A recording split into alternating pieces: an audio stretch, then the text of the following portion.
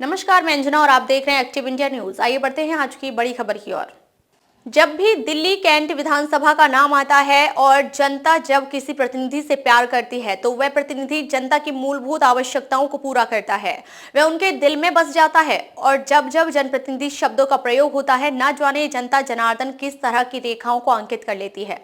लेकिन वास्तविक तौर पर एक जनप्रतिनिधि समाज सेवा को लेकर कितना तत्पर रहता है, ये कहना आज के जमाने में बहुत मुश्किल है। लेकिन आपका प्रतिनिधि आपके दायित्वों का निर्वाह करता है तो आप बहुत खुश नसीब हैं और जनता जनार्दन में से एक है। इसका प्रत्यक्ष उदाहरण है दिल्ली कैंट विधानसभा से प्रियंका चौधरी है। यहाँ पे दिल्ली कैंट में मुझे अपना परिचय देने की जरूरत नहीं है, आप सभी अच्छी तरह से वाकिफ हैं।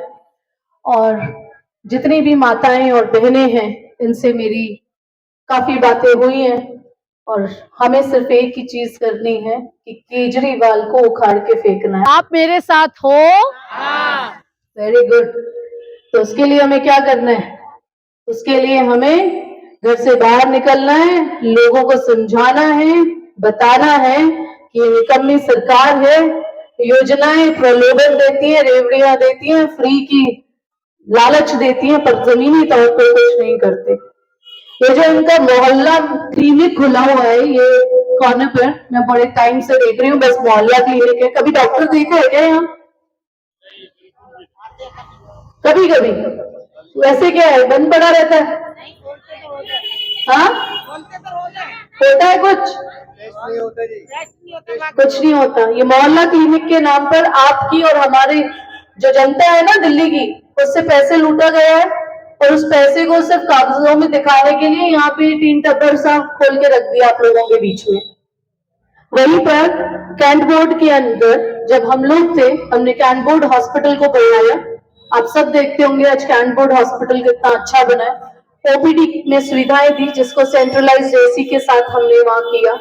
वहां पर आज के समय में जब हम वहां पर पार्षद थे, उस समय पर हमने वहां पर digital X-ray machines, ultrasound machines और वहां पर ऑर्थो डिपार्टमेंट, लैब्स वगैरह, आज के टाइम में हॉस्पिटल में इतनी डेवलपमेंट हो रही है। भारतीय जनता पार्टी के लोगों ने वहां पर आके काम किया कि हर पूरे हिंदुस्तान के अंदर मुझे शौचालय चाहिए। बोला या नहीं बोला? कभी किसी प्रधानमंत्री ने ये बात की? उन्होंने स्वच्छता की बात की, उन्होंने सफाई की बात की, उन्होंने गैस सिलेंडर की बात करी, यहाँ तक कि अल्पसंख्यक मुसलमानों बहनों के लिए उन्होंने 3 तलाक के लिए आवाज उठाई। कभी किसी प्रधानमंत्री ने आवाज उठाई?